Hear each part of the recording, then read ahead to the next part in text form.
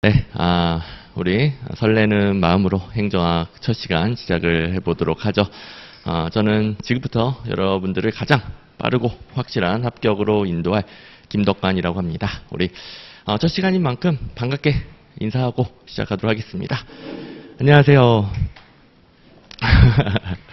이제 박수를 쳐야 될지 말로 해야 될지 헷갈리는 상황. 첫 시간이라 아직 어색한 상황. 저하고도 어색하고 행정학하고는 더더욱 어색하고요. 시작 전에 조금 제가 여쭤봤는데 행정학 거의 다 처음이죠. 살면서 이제 행정학이라는 과목을 공부할 일이 거의 없습니다. 정말 이제 생소한 과목이에요. 근데 법 과목이 위주잖아요. 그래서 법은 정말 처음에 용어가 어렵기 때문에 처음에는 법률 용어가 낯설어서 또 너무 어려운 용어들이라서 많이 법에서 어려워하시고, 행정학은 그것보다는 용어가 좀 쉽습니다. 또 여러분들이 직접 겪어본 것들이 상당히 많아요. 뭐 조직 생활을 해보셨거나 아니면 사업체를 운영해 보셨으면은 내가 알고 있는 원리네, 이런 것들이 상당히 많습니다.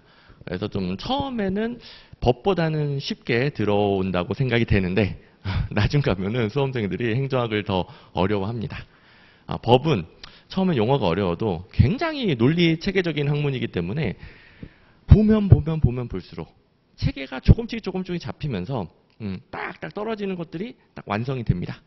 근데 행정학은 학문 자체가 잡탕입니다. 잡탕. 뭐 논리 체계가 그 전체적인 체계가 없습니다. 그냥 정부가 어떻게 하면은 국민들 위해 국민들의 서비스를 제공하고, 어떨 때는 이제 사회 전체 공익을 위해, 어떤 경우에는 규제하기도 하죠. 뭔가 행위를 금지시키기도 하고 등등등.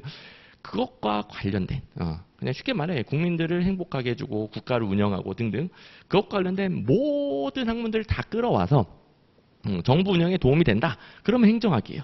그래서 행정학은 잡탕 학문이고 원래 그런 학문이고 딱히 체계가 없습니다. 그래서 법은 공부하면 공부할수록 점점점 논리 체계가 잡혀가는 반면에 행정학은 다 흩어져요. 그러다 보니까 나중 가면은 행정학 때문에 머리 아파, 공부하기 싫어. 또 공부하기 싫으면 뭔가 또 미루게 되고, 그러면 이게 다 시험 점수로 연결되는 거 아니겠습니까? 그래서 제가 행정학, 특히 이제 객관식 행정학 강의한 지 10년째가 됐는데, 이제 뭐 만 10년이 됐는데, 그동안 수많은 객관식 행정학 시험, 그리고 수험생들, 정말 다양한 수험생들을 보면서 이 중구난방인 행정학을 어떻게 하면 더 쉽게 접하고, 또 어떻게 하면 뭐 행정학 내용 자체가 이해되는 것도 중요하지만 문제를 쉽게 풀 것인가, 어마어마한 고민을 했고, 그동안 제 강의와 교재를 끊임없이 업그레이드를 해왔겠죠. 그리고 이제 우리 행정사 시험도 제가 이제 좀 이따가 좀 더 자세히 설명드리겠지만, 제가 이제 굉장히 영광스럽게도 제 강의를 할 수 있게 돼서, 그래서 행정사도 제가 이 행정사 시험에 철저하게 맞춰가지고 여러분들이 문제를 잘 풀 수 있게 또 연구를 거듭해서 강의와 교재를 드릴 건데, 자 일단 이런 어려움이 있는 학문이긴 하다. 일단은 근데 거기에 대해 두려워할 필요가 없습니다. 그냥 원래 그렇다는 걸 아시면은, 나만 체계가 안 잡히나? 나만 어렵나? 거기서 벗어나는 거예요. 그러면 일단 심리적으로 해방이 되는 거예요. 수험생이 불안한 것은 나만 안 되는 것 같을 때, 다른 사람들 다 잘 되는데 나만 안 되나? 그럴 때 이제 불안한 거거든요. 근데 원래 그렇다는 것을 아시면 일단 마음이 편합니다. 그리고 이게 체계가 안 잡히니까, 중구난방이니까 흩어져 있는 것 같아도 막상 한 이론, 한 문제, 한 출제 포인트는 그렇게 어렵진 않습니다. 근데 이게 말들이 계속 바뀌어서 그래요. 이론이 다양하고, 여기서 했던 말이랑 저기서 했던 말이랑 비슷한 주제 같은데 또 말이 달라지고. 근데 사실 이게 법보다는 우리 사회 현상에 더 잘 맞는 학문이긴 합니다. 뭐 인간 사는 세상에 정답이 어디 있겠습니까? 여러분들 행정사 자격증에 도전하시는데 분명히 행정사라는 자격증의 장점을 보고 도전을 하실 겁니다. 근데 거기에 대해서 여러분들은 동의하지만, 아닌데 나는 행정사 말고 이쪽이 좀 더 좋은 것 같아, 이런 사람들도 있고, 누가 맞는 겁니까? 없죠. 그런 게 없죠. 이게 원래 좀 더 우리 인간 사는 세상에 적합한 거예요. 그래서 여기서 저기서 막 말이 달라지니까 행정 공부하기 싫어, 왜 이래, 이럴 수 있지만 원래 그렇다. 우리 사는 세상은 정답이 없습니다. 근데 그래도 정말 다행인 것은 우리 시험이 객관식이에요. 내용은 중구난방이지만 객관식에서는 정답이 없는 걸 출제하면 안 되기 때문에 정답을 명확하게 정할 수 있는 것만 출제를 하고 또 어거지로 정답을 정해서 출제를 합니다. 그래서 다행히 그 수많은 행정학과 관련된 모든 것들을 다 체계를 잡고 다 이해하고 다 연결시켜야 문제가 풀리는 게 아니고 객관식은 딱 정답을 정할 수 있는 것만 출제를 하니까 그 한정된 범위에서 무엇이 출제되면서 또 문제를 풀기 위해서는 객관식 우리 오지선다에서 OX 판단하고 뭐 어디를 바꿔서 틀리게 되고 혹은 이제 5개 중에 하나 고르라고 되고 이런 것들을 파악해서 문제 풀려면 이걸 정확하게 알아야 되는구나. 그걸 이제 습득해 가시면 아주 수월하게 행정학도 재밌게 배우고 일단 뭐 불안하지가 않으니까 행정학도 재밌게 배우고 문제가 잘 풀리니까 걱정이 사라지게 됩니다. 자, 일단 우리 행정사 행정학 시험의 본질 뭐겠습니까? 이게 2차가 메인이기 때문에 1차는 최소한의 노력으로 딱 커트라인을 넘겨주셔야 돼요. 물론 뭐 너무 60점 커트라인만 바라보고 하면 안 되겠지만 좀 더 이제 넉넉하게 뭐 65점, 70점 이상 정도를 목표로 삼아서 살짝 삐끗하더라도 사람이 당연히 실수할 수 있죠. 그러더라도 60점 넘도록 만들어야 되겠지만 어쨌든 우리 시험은 1차 시험은 최소한의 노력으로 확실하게 60점을 넘는 그런 공부 전략이 필요합니다. 2차는 훨씬 더 많은 노력이 필요하고 여러분들 아시다시피 뭐 1차야 뭐 실강에 오셔도 되겠지만 뭐 인강으로 듣는 분들도 상당히 많으시고 잘 집중해서 듣고 계시죠. 그리고 우리 딱 그 강의 잘 듣고 제가 하는 복습 잘하면은 문제가 잘 풀리는데 뭐 2차는 거의 뭐 실강 오셔가지고 쓰는 연습도 하셔야 되고 굉장히 훈련이 많이 필요합니다. 그런데 1차에 많은 시간과 노력을 들인 만큼 2차에 들일 수 있는 시간과 노력이 적어지는 거 아니겠습니까? 그래서 우리 전략을 잘 짜야 돼요. 그렇다고 뭐 너무 아슬아슬해서도 안 되고 불안해서도 안 되고 그래서 같은 시간 동안 최대한 공부의 가성비를 높인다. 그래서 남들보다 적게 공부하고 더 확실하게 60점을 넘는 전략 이게 필요한 거고 일단 행정학만큼은 제가 그걸 다 책임을 질 거예요. 다 짜드릴 겁니다. 제 객관식 행정학 쪽의 내공은 진짜 제가 뭐 다 보여주진 못하겠지만, 온갖 시험에 대한 데이터들이 다 분석되어 있고, 또 온갖 수험생들을 가르치면서 정말 어마어마합니다. 그걸 이제 행정사 시험에 또 맞게끔 다시 재구성하는 거.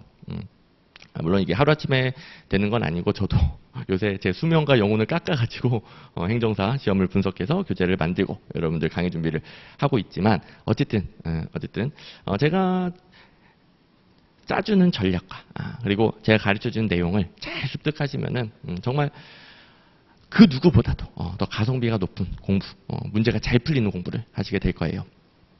자, 어쨌든 이런 부분에 대해서 여러분들 좀 이해를 해야 저를 믿고 그대로 따라하고 그만큼 결과가 나오기 때문에 오리엔테이션 제 소개도 조금 하고 앞으로 이제 전략도 좀 짜주고 그리고 이제 내용을 다음 시간부터 본격적으로 들어가 볼 겁니다.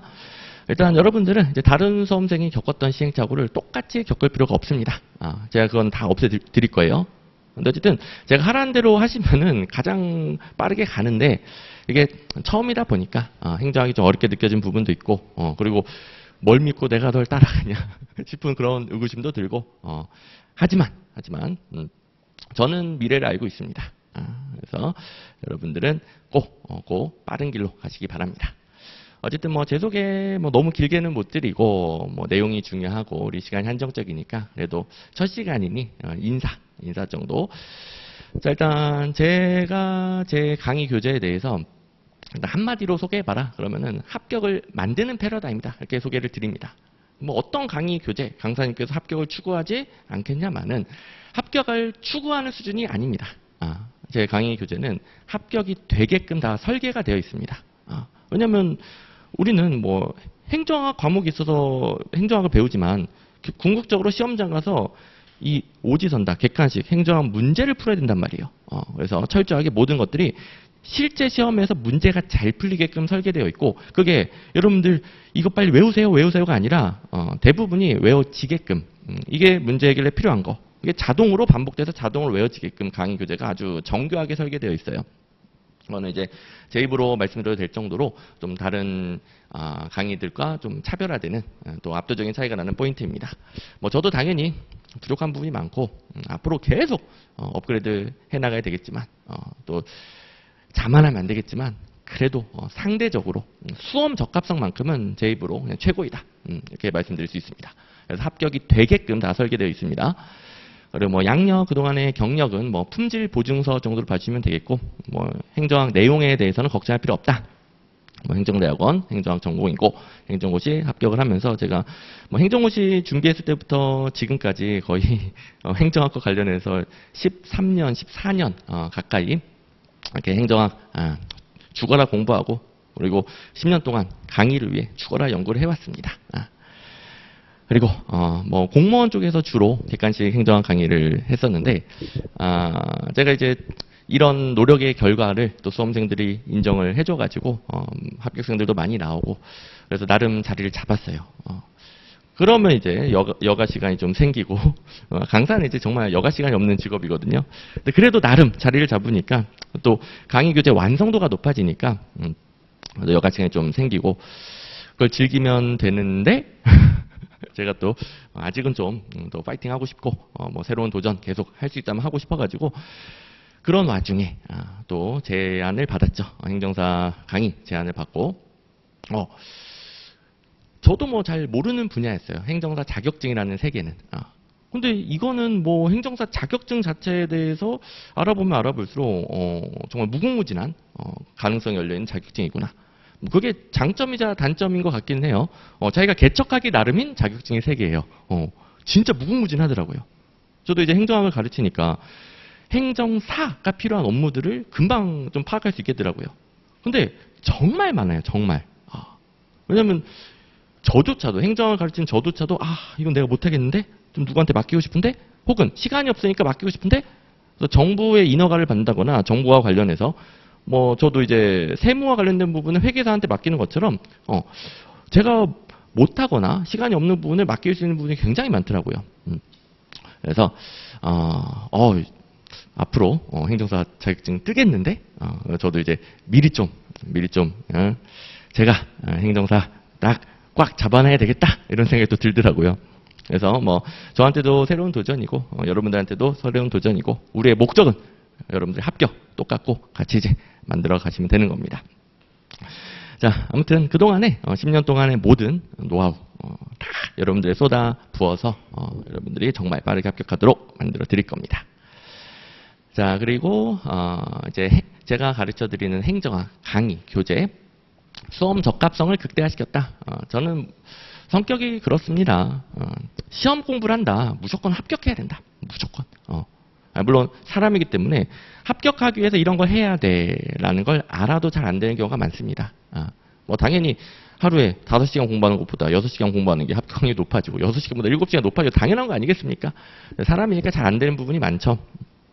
그리고 잘 몰라서 행정을 어떻게 공부해야 되는지 잘 모르다 보니까 이렇게 헤매다가 행정학 이거 행정학 아니고 헬정학이야 막 이러면서 하기 싫어 이렇게 돼버리기도 하고 근데 이제 여러분들은 저는 그냥 무조건 제 시험 공부든 여러분들 시험이든지 간에 뭐 제가 시험 관련된 강의를 하면서 무조건 여러분들을 합격시켜야 되기 때문에 그게 뭐 제 소신이기 때문에 일단 이럴 일이 없게끔 만들어 드릴 것인데 그러려면은 철저하게 이 자기가 보는 시험에 맞게끔 공부를 하셔야 돼요.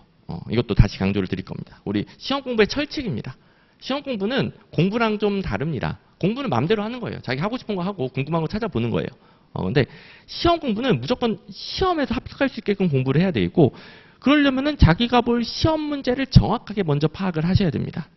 그래서 그걸 처음에 여러분들이 못하니까 제가 다 분석을 해서 철저하게 행정사 합격에 최적화되는 방식으로 가르쳐 드릴 것이고 그러면 양에 칠 일도 없습니다. 고생도 덜하죠. 그 다음에 그 수많은 행정학 체계가 없는 방대한 행정학에 세매는 게 아니라 딱 우리 시험에 이거 나와. 그것도 문제 풀려면 이거 필요해. 그 다음에 합격 점수 90점 100점 아니야. 그래 뭐 확실하게 60점 넘으려면 이게 필요해. 그걸 이제 철저하게 집중을 시켜서 여러분들이 가장 빠르고 컴팩트하게 공부하고 합격하게 만들어 드릴 것이고, 그다음에 이제 행정학에 대해서 일단 이론과 씨름을 하기 시작하면 굉장히 어렵고 지겨워지게 됩니다. 근데 아까도 말씀드렸듯이 의외로 여러분들이 이미 살면서 알고 있는 것들, 겪어본 것들이 많다. 근데 행정학 이론, 행정학 용어로 다시 배울 뿐이에요. 그래서 그 부분을 이건 제가 수험 생활했을 때도 마찬가지인데 그 부분을 몰랐을 때 굉장히 행정하기 힘들었어요. 지금은 제가 행정학 강의를 하고 있지만 행정고시 저도 처음으로 행정학을 배울 때 이게 도대체 뭐 하자는 학문인가. 그리고 처음뿐만 아니라 1년 이상 공부를 했어도 뭐 하자는 학문인가. 내용이 안 들어오는 거죠. 근데 저도 계기가 있었어요. 의외로 내가 알고 있는 것들이구나. 연결만 하면 되는구나. 그래서 제가 어렵고 지겹지 않도록 여러분들이 이미 다 알고 있는 걸 바탕으로 다 연결시켜서 내용들을 쉽고 나름 재미도 있게 가르쳐 드릴 겁니다. 제가 엄청 웃긴 개그 캐릭터까지는 아니지만 그래도 나름 재미를 느낄 수 있는 부분들이 있을 거예요. 그리고 이 모든 것들은 다 수험 적합성, 극대화에 맞춰져 있더라. 그래서 강의도 교재도 저절로 시험 문제 이게 나와. 문제 풀려면 이게 필요해. 저절로 반복되게끔 되어 있어요. 그리고 철저하게 시험에 많이 나오면 많이 나올수록 특히 이제 행정사 시험이 또 다른 객관식 시험과 달리 좀 더 많이 내는 출제 포인트들이 있습니다. 그래서 출제 가능성에 따라서 출제 가능성이 높으면 높을수록 자동으로 반복되게끔 만들어져 있습니다. 좀 이따가 또 하나하나 소개를 드릴 거예요. 자, 그리고 이제 우리 시험 분석을 해보면서 합격 전략을 짧게 또 핵심만 잡을 건데, 우리 시험이 그래도 12회치가 쌓였습니다. 나름 기출문제가 쌓였기 때문에 이제는 뭐가 나올지 방향을 못 잡는 시험은 아닙니다. 공부하기는 점점 편해지고 있어요. 우리 시험 문제를 알아야 시험 공부가 가능하죠. 그러니까 공부는 마음대로 되지만 시험 공부는 시험 문제를 모르면 불가능한 거예요. 아니면 그 시험 문제 모르고 공부하면 산으로 갑니다. 산으로. 이상한 거 공부합니다. 어쨌든 그래도 기출문제가 쌓여서 기출문제로 시험 문제를 파악할 때 굉장히 많은 정보들을 얻을 수 있기 때문에 점점 방향 잡고 대비하기는 편해진 시험이 됐습니다. 근데 이제 그 인기가 좋아지다 보니까 합격은 공부는 편해졌지만 또 합격은 또 다른 얘기긴 하죠. 그래서 정말 바짝 집중하셔가지고 합격하셔야 되겠죠. 어쨌든 크게 행정학 배우는 내용들을 7가지 파트로 나누는데 이거 이제 잘 안 보이니까 제가 다시 기본서 앞부분에도 다 정리를 해놨고 이렇게 그림을 또 그려놨어요. 7가지 파트가 요 정도 비중으로 출제가 됩니다. 행정학 총론이 다른 부분에 비해 2배가 나오고요. 또 행정학 총론은 행정학을 배우기 위한 기본 베이스예요. 행정학 총론을 모르면 다른 걸 아예 못 배웁니다. 그래서 가장 많이 나오기도 하고 이걸 바탕으로 다른 걸 이해를 하는 거니까 더더욱 여러분들이 처음에 집중을 하셔야 되겠죠. 그리고 이 부분은 우리 아무리 객관식이어도 잘 이해하고 그걸 바탕으로 다른 부분을 공부하셔야 돼요. 우리 시험 문제 풀려면은 그 시험 문제로 뭐가 나오는지 파악하고 그거 여기 바꿔내더라 그거 암기하면 다 풀려요. 또 60점 이상은 그것만 해도 잘 풀려요. 근데 그래도 행정학 총론을 잘 이해해 두신 분들은 그 암기가 훨씬 수월해지는 거죠. 또 공짜들이 많아집니다. 이해를 하니까 이거 공짜네. 그리고 정말 외워야 될 것들만 따로 외우시면 되는 거예요. 자, 그래서 굉장히 중요한 파트이고 그 다음에 이제 마지막에 배울 지금 이제 파트 1번부터 쭉 돌아가는데 마지막에 배울 6번, 7번이 양이 굉장히 적거든요. 근데 그에 비해 비중은 큰 차이가 나지 않습니다. 굉장히 가성비가 좋아요. 처음에는 좀 진도가 느릴 수밖에 없겠죠. 처음이고 어느 정도 이해를 해야 되니까. 근데 이쪽은 행정 환류는 거의 공짜고요. 지방자치로는 조금 암기가 필요하긴 한데 우리나라 지방자치 제도를 배울 것 같죠. 암기가 필요하긴 하지만 양에 비해 가성비가 좋습니다. 자, 그 다음에는 이제 재무이론, 인사이론. 여기도 이쪽보다는 양이 좀 더 많기는 해요. 또 이론들도 조금 어려운 부분들도 있고. 그래서 제가 좀 색깔 진하게 한 부분 여러분들 좀 신경을 써서 공부해야 되는 부분입니다. 그 다음에 이제 정책이론, 조직이론. 공무원 시험은 정책이론이 훨씬 많이 나오거든요. 근데 행정사는 다 골고루 나옵니다. 또 참 공무원 시험만 행정학 총론이 별로 안 나와요. 중요 대비에 별로 안 나오고 다른 모든 객관 시험들은 원래부터 행정학 총론이 제일 많이 나옵니다. 그리고 이제 정책 이론 굉장히 어려운데 또 양도 많은데 행정사에서는 가성비가 좀 떨어지고요. 조직 이론도 마찬가지입니다. 그래서 하얀색 좀 가장 가성비가 떨어져서 중요도가 좀 떨어지는 부분. 그래도 이제 할 건 해야 돼요. 제가 강약 조절은 철저하게 다 해드릴 겁니다. 시험에 많이 나올수록 철저하게 강조를 드릴 거예요. 자, 어쨌든 이렇게 7가지를 배워볼 건데 이름에 일단 한번 익숙해져 봅시다. 이름에. 지금 이제 전략을 짜니까 주로 출제 비중 어디다가 초점을 맞춰야 되는지 이걸 이제 중심으로 설명을 드리지만 행정학 총론, 행정학 배우기 위한 모든 것들 전반적인 베이스를 배우나 보다. 정책 이론. 우리가 뭐 행정 안 배웠어도 정책이 뭔지는 알고 있죠. 행정사 자격증 몇 명을 뽑는다. 이런 것도 다 정책 아니겠습니까? 국민들에게 편익을 주는 정책도 있고 어떤 경우 국민을 규제하는, 금지하는 정책들도 있고 다 알고 있죠. 근데 이 정책이라는 것을 뭐 수많은 사람들이 협력적으로 달성할 수밖에 없잖아요. 그러려면은 따로따로 놀지 않도록 조직이 필요하겠죠. 그리고 그 조직 내에서 사람을 뽑고 뭐 가르치고 관리가 필요하겠죠. 인사. 일단 돈이 없으면 아무것도 못하죠. 재무가 필요한 거예요. 그러니까 이게 회사 운영할 때도 조직, 인사, 재무가 필요할 거 아닙니까? 정부 운영도 마찬가지로 조직, 인사, 재무가 필요한 겁니다. 그래서 행정학 범위에 조직, 인사, 재무가 들어가고요. 그래서 결국 행정학은 정책을 만들고 실제 대상에게 정책을 집행하기 위해서 조직, 인사, 재무를 잘 운영한다. 이제 행정 환류는 아주 쉽고 조금만 배워도 아주 가성비가 높은데 이건 그냥 공짜예요. 이 모든 것들을 종합해서 환류시킨다. 그러니까 종합해가지고 어떻게 하면 행정을 더 잘하게 만들까? 이걸 배우는 거예요. 오늘 다 배우다 보면 공짜가 됩니다. 좀 뜬구름 잡는 얘기긴 해요. 근데 당연한 내용이라 그래요. 또 이론 몇 가지만 잘 챙겨주시면 되겠고, 그 다음에 지방자치로는 거의 뭐 별개의 학문이나 마찬가지예요. 우리나라가 중앙정부랑 지방정부가 나뉘어져 있잖아요. 우리 강의가 진행되는 여기 뭐 서울특별시라는 지방정부, 그리고 관악구라는 지방정부, 그 다음에 인강 듣는 분들은 자기 지역에 다 지방자치단체들이 있죠. 그래서 그 지역의 정부만의 특유의 제도들이 있죠. 그 부분을 마지막에 거의 뭐 별개의 과목처럼 배우는데 그래도 이제 총론과 연결되는 부분들은 있고 나머지는 좀 별개라 보시면 됩니다. 어쨌든 뭐 간단하게 소개도 드렸는데 이런 그 체계를 크게 잡는 거는 우리 기초 입문 특강을 제가 미리 좀 올려놨어요. 3강짜리로.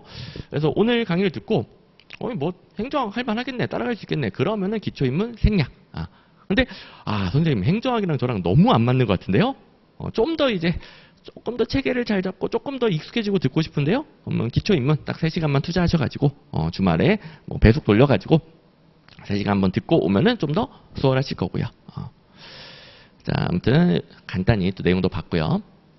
근데 중요한 걸로 다시 돌아오면은 우리 이제 합격 전략이죠.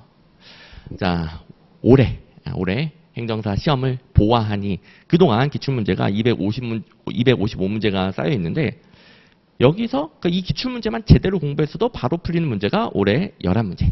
11문제에 44.5치가 출제가 됐습니다. 우리 커트라인에는 아직 좀 모자라네요. 그래서 기출문제만 가지고는 아직은 조금 합격하기가 힘들고 근데 대신에 우리 기출문제, 시험 문제를 모르면 공부가 불가능하니까 기출문제부터 제대로 파악을 하는 거예요. 그래서 이 44.5치는 앞으로도 그냥 여러분들이 눈 감고 기계적으로 풀 수 있을 정도로 만들어 놓는 거고 이건 뻔히 어디서 나온지 알고 있으니까 모두가 대비 가능한 거예요. 이런 데선 절대 틀리면 안 된다. 우리의 기본 점수가 여기서부터 출발해야 된다. 그런데 아직은 조금 모자라니까 15문제 60점 내년 시험 여러분들이 합격하기 위해서는 그동안 쌓여있는 수많은 객관식 행정학 시험 문제에서 좀 가져와야 됩니다. 그리고 이거는 공무원 시험이 객관식 문제에서 가장 오랜 역사를 가지고 있고 체계가 잘 잡혀 있단 말이에요. 그래서 객관식 행정학이 도입된 다른 시험들이 점점 공무원 시험을 닮아갑니다. 점점 가장 뭐 본보기가 되는 거니까. 그래서 행정사도 뭐 올해도 그동안 행정사 시험에서 한 번도 안 나왔는데 다른 공무원 등등 객관식 행정학에서 많이 나오던 거 올해 처음 출제된 것들이 많이 보이고 이렇게 인원들도 늘어나다 보니까 좀 걸러내야 되죠. 그러기 위해 조금 더 이런 데서 나오고 있습니다. 그리고 원래부터 이제 닮아가는데 그렇다고 제가 공무원 가르치는 기출문제집이 1600문제인데 지금 너무 많이 차이가 나죠. 한 200 몇 문제 보러다가 1600 문제 어느 세월에 다 보나. 또 이걸 다 본다라 그래서 또 점수가 나오는 것도 아니고. 왜냐면 시간이 부족한데 대충 쓱 본다고 문제 풀린 게 아니에요. 뭐 여러 번 반복을 해야 문제가 풀리죠. 그래서 여기서 제가 따라와야 돼요. 또 이걸 다 하면은 너무 과해. 84점어치나 나왔습니다. 너무 과해요. 그래서 일단 올해 시험 문제 25문제가 추가가 됐고 올해 그리고 자 그동안에 중요한 각종 객관식 시험에서 무지막지하게 출제됐는데 아직은 행정사에 안 나옴. 그리고 행정사도 역사가 짧아서 그럴 뿐이지 점점점 그런 시험들을 닮아갈 겁니다. 여태까지 다른 시험들이 계속 그래 왔었어요. 그래서 그걸 이제 제가 다 스토리를 알고 있기 때문에 그러면 이거 나올 차례다. 이런 거 제가 엄선해서 드릴 거예요. 자, 그림을 얘를 한가운데 그리지 않고 왼쪽에 치우치게 해놨잖아요. 당연히 집중해야 될 부분은 여기 280문제. 280문제. 요거 이제 무조건 맞춘다. 이거 눈 감고도 맞추게 만든다. 그리고 강의에서 자동으로 맞추게 되게끔 만들어 드릴 것이고 여기서 제가 몇 가지를 드릴 겁니다. 그 한정적인 제가 주는 것들만 딱 챙기시면은 자 뭐 넘을 수도 있다가 아니라 아슬아슬하다가 아니라 60점을 그냥 확실하게 넘을 거예요. 확실하게. 뭐 70점, 80점 이렇게 나올 겁니다. 자 그래서 뭐 이 점수대가 크게 부담이 안 돼요.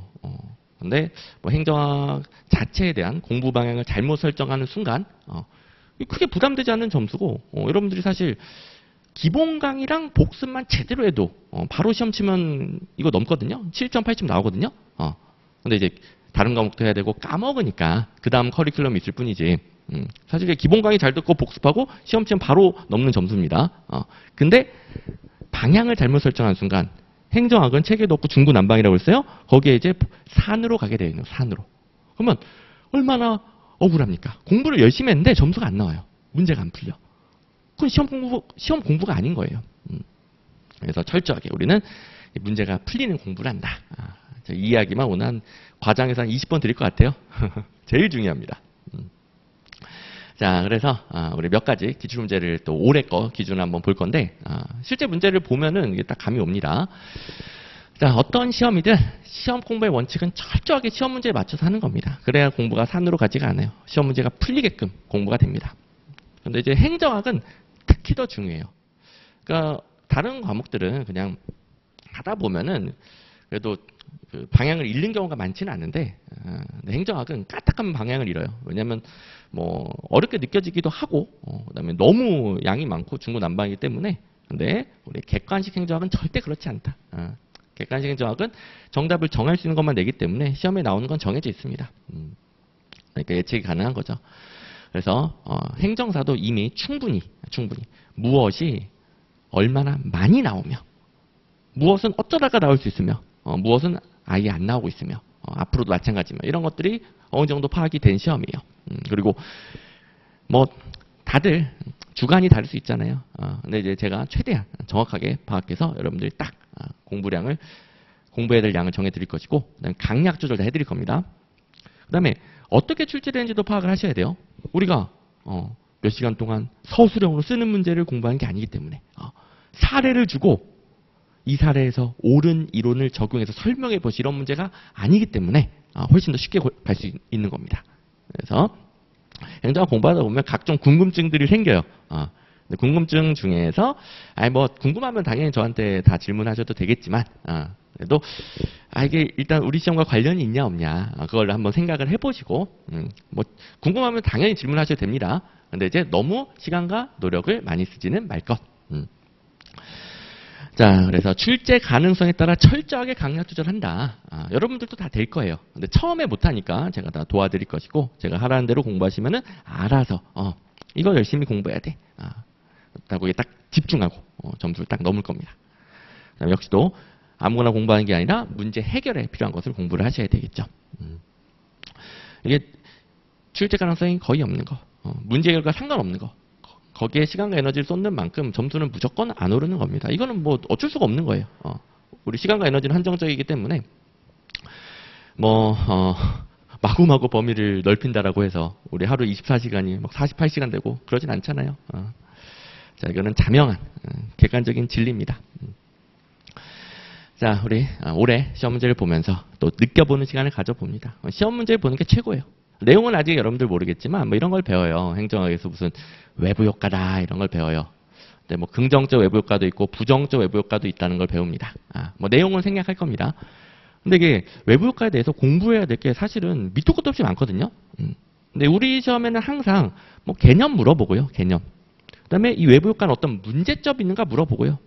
그다음에 이게 문제가 있기 때문에 정부가 대응을 해야 돼요. 뭐 그런 게 행정학이죠. 문제가 있으면 정부가 나서서 대응한다. 정부가 어떻게 대응하는지 그런 거 나오고요. 그다음에 외부 효과에 대해서는 긍정적도 있고 부정적도 있는데 어떤 거는 과소하게 공급이 돼요. 어떤 거는 과다하게 공급이 돼요. 그리고 우리 시험 문제는 그냥 두 개 바꾸면 땡 이런 문제를 냅니다. 지금 외부 효과가 뭔지 아예 모르는데 과소 과다만 알아도 문제가 풀리네? 그러면 좀 행정학에 대한 우리 시험에 대한 두려움이 많이 사라질 겁니다. 그러네? 내용은 처음 보지만 뭐 이런 거 나온다고?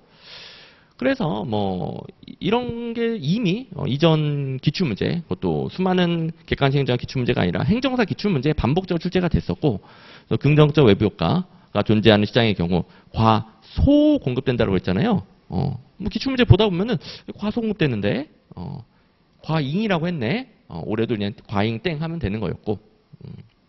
그리고 자 이런 것들을 제가 다 분석을 해서 일단 여러분들이 꼭 맞춰야 되는 게 이런 거라고 그랬죠. 이걸 다 제가 올해 시험 전에 뭐 무조건 적중 예상 문제라고 해서 무적 예상 문제 뭐 40문제밖에 안 드렸거든요. 뭐 몇 시간짜리 특강밖에 안 했던 거. 근데 거기에도 이런 건 다 들어갑니다. 아주 몇 문제 안 되지만 이렇게 계속 행정사 시험에 나오니까 과소 공급되는 긍정적 외부 효과를 가진 재화는 어찌고저찌고 과다 공급되는 부정적 외부 효과를 가진 재화는 어찌고저찌고 다 만들어 줍니다.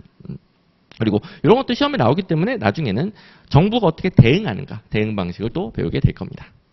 그래서 이 시장 실패 현상이거든요. 시장 실패에 대해서는 이런 식으로 출제가 되는구나.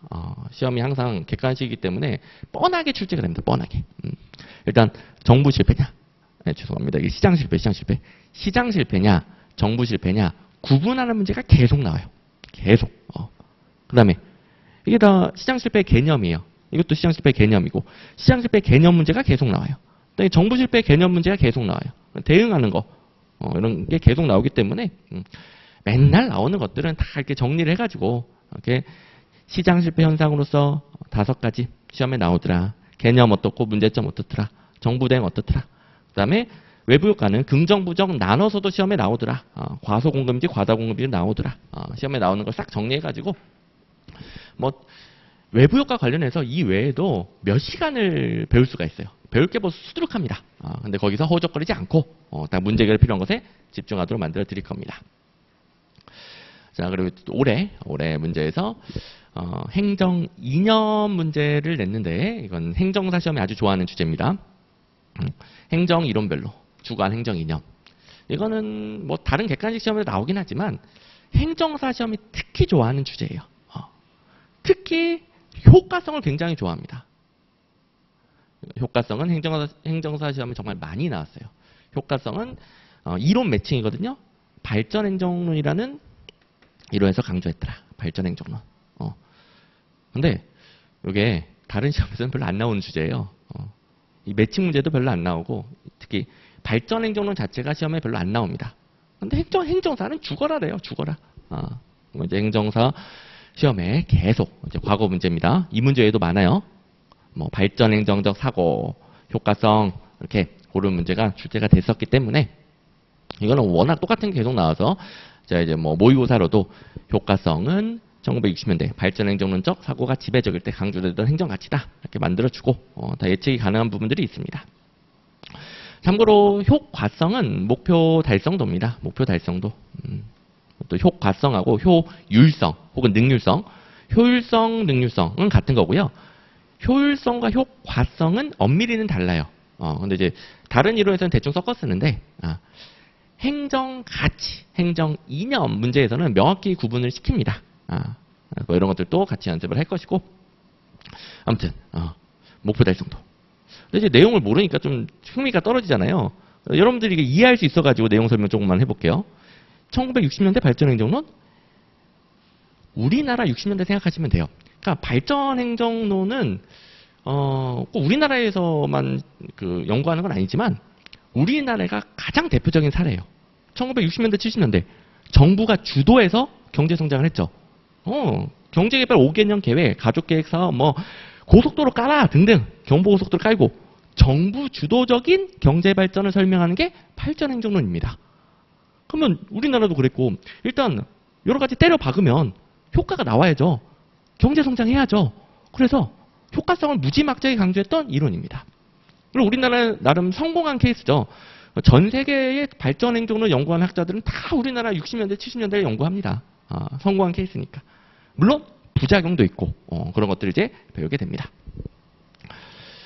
자, 그래서 뭐 여러분들이 알고 있는 게 상당히 많습니다. 벌써 이제 그 시험에 잘 나온 주제 하나 끝나버린 겁니다. 물론 나중에 또 정리를 할 것이고 이렇게 행정사는 이론별 매칭을 잘 낸다. 근데 이걸 뭐 달달달 외우는 게 아니고요. 이론을 이해하면은 대부분은 공짜가 돼요. 근데 정리해가지고 특히 이런 거 잘 나오더라. 그다음에 요게 또 잘 나와요. 이렇게 두 가지 잘 나오더라. 이렇게 배우게 되는 겁니다. 또 공짜가 될 것이고요. 그다음에 이제 하나 정도를 더 볼게요. 뭐든 3세판, 3개 정도를 보면은 좀 더 딱 각인이 되니까. 자, 이제 올해 문제입니다. 주민소송 제도라는 것을 올해 시험에서 옳은 걸 골라보시오. 나머지는 다른 제도거나 아니면 없는 제도예요. 그리고 이제 4번 주민이 감사 청구한 일정한 재무회계 사항과 관련 있는 지방자치단체장들의 위법한 행위 등에 대해서 손해를 배상하게 하는 제도이더라. 이게 마지막 파트에서 배우는 지방자치론에 나오는 제도입니다. 이름도 주민소송인 거 보니까 그 지역 주민이 뭔가 소송을 거나 봐요. 내용이 뭐냐면 지방자치단체의 돈과 관련된 내용에서 위법한 걸 발견하면은 사법부에 소송을 제기하는 거예요. 지방자치단체장을 피고로 해서 소송을 제기해요. 손해배상해라. 누구나 제기할 수 있어요. 우리 모두 다 세금 내잖아요. 저는 지금 수입이 없는데요. 그래도 우리 뭐라도 사 먹으면은 부가가치세를 10% 내죠. 물론 이제 그 10%를 온전히 다 내는 건 아니더라도 어쨌든 우리는 모두 다 세금 내고 있고 세금을 1원이라도 내는 사람들은 다 이런 주민소송을 제기할 수 있습니다. 뭐 자기 지역의 지방정부 운영에 관련된 거니까. 재무회계, 돈과 관련된 위법한 행위에 대해서 사법부에 소송을 제기하는 제도가 주민소송. 근데 이게 요건이 하나가 있어요. 감사 청구를 먼저 해야 됩니다. 자, 감사 청구 제도는 말 그대로 감사해 주세요. 이건 뭐 굉장히 광범위한 사항에 대해서 감사를 청구할 수 있어요. 근데 돈과 관련해서도 위법한데 감사해 주세요. 청구를 해요. 근데 그 청구 결과 해결이 안 됐어. 불만이 있어. 그러면 소송을 제기할 수 있습니다. 그래서 누구나 가능한데 감사 청구를 먼저 하고 소송을 제기를 해야 돼요.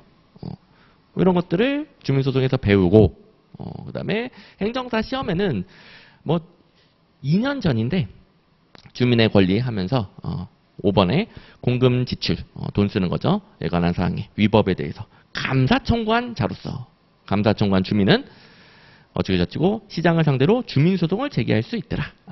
뭐 이미 다 언급이 됐던 것이고 그리고 이제 주민 참여제도 우리나라 지방에서 주민 참여제도들이 6가지가 있어요. 직접적인 참여. 6개 중에서 다른 시험은 주민소송이 가장 안 나옵니다. 다른 시험은. 근데 이제 행정사는 주민소송을 나름 좋아합니다. 이런 것들 제가 다 차이점을 알기 때문에 행정사에 맞춰서 역시 또 뭐 얼마 안 되는 40번, 마지막 문제, 40문제짜리로 당연히 넣어줬습니다. 지방자치단체 회계 업무와 관련해서 위법한 행위나 업무를 게을리 한 사실에 대해서 감사를 청구한 주민은 주민소송을 제기할 수 있더라. 행정사 시험이 좋아했으니까. 그래서 뭐 40문제밖에 안 줬지만 여기서 굉장히 많은 문제들이 그대로 출제가 돼요. 그래서 그만큼 예측은 가능해졌더라. 예측은 가능해졌더라. 또 이런 부분은 절대로 틀리면 안 됩니다. 그리고 이제 배울 때도 이렇게 주민소송 누구나 가능하지만 감사 청구 먼저 해야 되네. 그리고 나머지도 이제 싹 배우게 되겠고 뭐 대상은 돈과 관련된 것이다. 이런 것들 깔끔하게 배우게 될 겁니다. 자, 이런 게 이제 행정에서 배우는 내용, 뭐 살짝 그 내용도 접해보면서 우리 시험 문제 그렇게 문제가 어려운 건 아니구나. 내용이야 산더미요. 하지만 문제가 어려운 건 아니구나. 충분히 내가 강의 잘 듣고 복습 잘하면은 이 정도 문제는 다 풀겠는데 이런 자신감이 생길 것이고 저도 그렇게 만들 것이고. 근데 이제 저의 역할이 또 있죠. 이게 너무 개념이 많고 어렵기 때문에 이걸 예를 들어 이런 걸 주면서 바로 외우세요. 이제 안 외워지잖아요. 그래서 이해시켜주는 건 제 몫이죠. 이건 빨주노초 파남보 무지개 색깔은 그래 이해를 시켜주고, 그다음에 주로 이제 공무원에서 많이 보는 그런 과목들 이렇게 이해를 시켜주고, 그리고 이렇게 돼 있으면 또 중구난방이니까 제가 깔끔하게 뭐 강의 PPT 교재로 정리시켜 드릴 거예요. 여러분들이 공부해야 될 것은 이해를 바탕으로 자동으로 빨주노초 파남보가 외워지게끔, 공무원 시험 과목들 외워지게끔, 그리고 깔끔하게 시각적으로 확인할 수 있게끔, 이건 이제 제가 해드리는 겁니다. 그런데 이제 여러분의 역할도 있겠죠. 뭐겠습니까? 복습이죠, 복습. 복습. 자, 많은 행정사 수험생분들이 뭐 직장과 병행을 한다거나 아니면 뭐 가족 일도 있고 등등 참 온전히 공부하기 어려운 여건이라는 것은 제가 알고 있습니다. 그래서 딱 행정사 자격증에만 올인하시는 분들은 정말 유리한 위치에 있겠지만 대부분도 그렇지 못하기 때문에 제가 이 복습 방법을 각 강의별로 여러분들이 충분히 할 수 있는 만큼만 딱 정해드릴 거예요. 그걸 꼭 하셔야 됩니다. 복습 안 하면 어떻게 되느냐. 에빙하우스의 망가곡선이라고 해서 굉장히 유명한 연구, 기억에 관련된 연구입니다. 우리가 강의 듣고 10분 지나면, 그러니까 쉬는 시간 10분 정도 지나면은 한 3분의 1을 까먹어요. 이게 원래 그런 거예요, 사람은. 하루 지나면 3분의 2를 까먹습니다. 뭐더러 공부하느냐. 자, 강의 잘 듣고 복습을 한 번 하면 훨씬 더 기억에 잘 남고요. 훨씬 더 오래 갑니다. 그리고 주기적으로 한 번 더 하면 더 많이 남고 더 오래 갑니다. 그러니까 강의만 들었을 때가 빨간 선입니다. 자, 여러분들 제가 진짜 여러분들 사정에 맞춰가지고 딱 최소한대로 복습량을 정해드릴 거예요. 근데 그걸 안 했다. 그거라도 안 했다. 그럼 빨간 선이 되는 겁니다. 강의 듣고 복습 안 하면 거의 안 되는 거나 마찬가지예요. 그래서 아무리 시간이 없어도 그래도 최소한 노란색만큼은 되게끔, 뭐 가능하면 이제 파란 선만큼은 되게끔.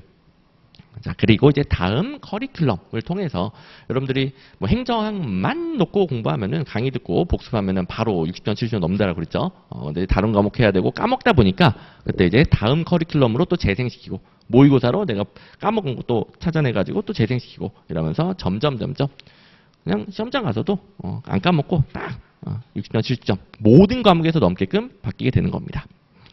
자, 여러분들이 이걸 뭐 계획을 짜라는 게 아니고요. 이건 뭐 그냥 이론일 뿐이고, 이제 이런 원리들을 담아서 뭐 에빙하우스는 그래도 4번을 해야 된다라고 했지만 그렇게까지 뭐 우리가 다 지킬 수는 없는 것이고, 우리 강의 들었으면은 한번 당일에, 자, 저녁 강의니까 제가 당일 복습 뭐 많이 하라고 할 수가 없겠죠. 당일 복습으로 딱 이걸 하는데, 여기서 제일 중요한 것은 기출 OX입니다. 자, 우리 기본서 한번 펼쳐봅시다. 아무데나 펼쳐봅시다. 아니면은 뭐 13페이지, 첫 페이지 펼쳐도 되겠고요.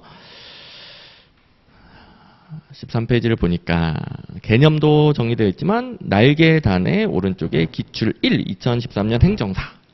그다음 제일 밑에 기출 2, 2020년도 행정사. 이런 기출 OX들이 들어가 있죠. 자, 기본서를 나는 시간이 많아, 다 정독하면서 같이 볼래. 그러면 참 좋겠지만 우리 한정된 시간 동안에 가장 가성비를 높이는 방식은 기출 OX부터 보는 거예요. 자, 강의를 들었기 때문에 웬만한 것들은 OX가 거의 다 보일 거예요. 웬만한 것들은. 기출 OX 판단이 바로 되면 일단 넘어가세요. 근데 OX 판단이 안 되는 거, 그것만 본문을 찾아보시면 됩니다. 그것만. 다른 것도 보고 싶은데 시간이 없으니까. 시간이 있는 분들은 더 봐도 돼요. 근데 시간이 없으면은 딱 OX가 아리송한 것만 본문을 보고요. 최대한 찾기 쉽게 제가 다 표시를 해놨어요. 그래서 본문에 최대한 그 근처에 있긴 한데 뭐 다른 내용들이 들어가다 보면은 조금 밀리는 경우가 있어요. 기출 1은 중간에 있는 표 오른쪽 편에 정부 조직만 해당, 그 옆에 달려 있고, 그다음에 기출 2는 제일 밑에 달려 있네요. 이런 식으로 최대한 그 근처에 놨습니다. 그래서 OX가 판단 안 되는 것들만 본문을 참고를 한다. 그렇죠? 자, 요거는 꼭 당일 해주셔야 되겠고, 우리가 뭐 10시, 제가 뭐 행정학이 워낙 할 게 많기 때문에 10시를 항상 지킨다는 약속을 못 드립니다. 그래서 뭐 10시 뭐 너무 늦게 뭐 10시 20분, 30분까지 가지는 않겠지만 그래도 10시 한 10분 정도는 생각을 해주시고 아무튼 집에 가셔가지고 이거 1시간 이내로 가능합니다. 1시간 이내로. 진도 범위에서 기출 OX 보고 판단됐으면 넘어가. 시간 없어. 넘어가. 그다음에 판단 안 되는 것만 본문 확인해. 그러면 이제 뭐 사람마다 좀 다를 수 있겠지만 1시간 이내로 가능해요. 그리고 다음 날에 뭐 이건 다음 날에 하면 제일 좋고 그다음에 우리 강의가 실강 듣는 분들은 일주일 단위로 진행되니까 조금 더 여유가 있고 근데 이제 뭐 좀 강의를 나중에 듣는 인강생분들 좀 이제 몰아서 듣는 분들 같은 경우는 다음 날에 또 실강생이어도 다음 날이 그래도 제일 좋습니다. 한 번에 정리하기를 봅니다. 자, 이것도 한번 기본서를 보죠. 15페이지 가볼까요? 15페이지. 15페이지 제일 밑에는 표 중에 한 번에 정리하기 달려있는 표가 있죠. 한 번에 정리하기로 정리된 표가 시험에 제일 잘 나오는 거예요. 제가 시험에 중요할수록 여러 번 반복되게끔 만들어져 있다고 했잖아요. 이제 본문에도 자세한 설명이 들어가 있고 아까 13페이지에서는 본문에 자세한 설명이 없었는데 그냥 표로 정리 났었는데 15페이지 내용은 본문에도 설명이 길고 그냥 표로만 정리된 게 아니네. 그리고 똑같은 내용이 한 번에 정리하기로 또 정리되는 거예요. 여러 번 보라고. 이해가 안 되면 본문을 보고 또 한 번에 정리하기로 딱 깔끔하게 정리할 거 정리하고 그리고 한 번에 정리하기 표들은 무조건 시험 문제 나오는 형태로 되어 있는 거예요. 그러니까 행정과 경의 유사점과 차이점이 시험에 나오나 보다. 그리고 유사점 첫 번째 줄에 있잖아요. 왜 유사점이 따로 있느냐? 유사점이냐 차이점이냐를 구분시키거든요. 시험 문제가. 그 다음에 그 다음 줄부터는 경영과 행정의 차이점이잖아요. 차이점은 두 개를 바꾸면 땡이 나와요. 바꾸면 땡. 그러니까 각각 뭘 바꿔서 땡으로 내는지를 정리해 놓은 거예요. 물론 모든 워딩을 다 정리하는 건 불가능하지만 요 정도 챙겨두면 웬만한 시험 문제는 다 풀린다 보시면 되는 거예요. 또 여러분들이 그 같은 의미, 좀 응용하는 의미들은 금방금방 이해를 바탕으로 알게 됩니다. 그래서 이게 시험에 제일 잘 나오는 거니까 다음 날에는 본문 다 읽으려고 하지 마시고 한 번에 정리하기를 먼저 읽고 거기서 또 역시 이런 게 있었나 아리송한 것만 본문을 보는 겁니다. 아리송한 것만 됐죠. 물론 시간이 있으신 분들은 더 봐도 됩니다. 시간이 없을 때 이거라도 이게 이제 최소 복습이라고 보시면 돼요. 이것도 한 번에 정리하기 이걸 위주로 보면 1시간 이내로 가능합니다. 3시간 분량에 대해서 적어도 요 정도는 최소 복습이에요. 더 할 수 있으면 더 좋고. 자, 이렇게 복습 방법을 정해 드리고 그리고 나름 뭐 강의에서도 여러분들이 어려워하시는 부분은 또 누적 복습을 제가 시켜 드릴 거예요. 자, 그러면 이제 다음 시간부터 이런 내용들을 들어가 볼 겁니다. 근데 이제 기초 체계가 파트 1부터 파트 7까지 이렇게 잡혀 있고, 아까 뭐 동그라미로 봤으니까 여기는 제가 좀 생략을 하고, 이런 파트, 큰 파트 7가지를 우리가 정복해 나갈 것이고, 우선순위는 당연히 행정학 총론이 제일 높다. 그리고 가성비 마지막 2개 엄청 높다. 그 다음에 약간 어려우면서 꽤 나오기 때문에 좀 신경을 많이 써야 되는 부분도 있고, 그 다음에 가성비가 좀 떨어지나 뭐 안 할 수는 없는 강력 조절 잘해야 되겠죠. 또 이제 앞부분일수록 좀 이해가 많이 필요합니다. 뒷부분은 그냥 외우면 되는 것들도 많고 어쨌든 이게 강력 조절해서 배우게 될 것이고, 이런 부분이 궁금하면은 또 오늘 2강, 3강 들어보니까 좀 잘 안 들어오면은 기초 입문 강의를 듣고 온다. 됐죠? 자, 그리고 다음 시간부터 우리끼리는 그냥 1강으로 하겠습니다. 이게 이제 OT, 그리고 다음 시간부터 이제 1강. 그래서 오늘 이제 1강, 2강 진도를 나갈 겁니다. 인강 듣는 분들은 이게 번호가 OT부터 1, 2, 3 매겨질 수도 있는데 일단 OT는 OT. 그다음부터 다음 시간부터 1강. 자, 어쨌든 이제 행정학 총로 배워볼 건데 오늘 이게 기초는 잡을 거고요. 첫 시간이니까. 그다음에 행정 이론의 이해에서 이 기초와 관련된 이론만 조금 볼 거예요. 우리 진도표가 나와 있잖아요. 이 진도표는 챕터 단위로 되어 있습니다. 지금 여기 진도표 오늘 행정학 기초만 되어 있을 겁니다. 다음 시간부터 행정 이론의 이해로 되어 있을 텐데 다음 시간, 그러니까 다음 주부터 3강부터 행정 이론의 이해 본격적으로 나가는데 또 기초와 관련된 이론들 이제 오늘 한번 맛보기를 하는 거죠. 진도표는 뭐 정확하게 이제 다 여기 표로 넣을 수는 없고 이제 챕터 단위로 되어 있으니까 참고를 해주시면 되겠고, 그 다음에 예습은 기본 강의는 예습은 안 해도 됩니다. 뭐 예습해도 무슨 말인지 알 수가 없어요. 예습해도. 그래서 최대한 강의를 잘 들으시면 돼요. 그리고 이제 복습 잘 하시면 돼요. 그리고 이제 다음 커리큘럼부터는 어느 정도 아니까 제가 예습 방법도 가르쳐 드릴 건데, 기본 강의는 뭐 궁금해서 보는 건 제가 말릴 수 없죠. 너무 좋지. 근데 시간이 없으면은 굳이 예습은 안 하셔도 됩니다. 어차피 혼자 봐서는 이게 공부가 안 됩니다. 자, 그리고 하나씩 정복을 해나가 볼 건데, 일단 다음 시간 배우기에 최소한의 지식 한 2, 3분만 좀 정리를 할게요.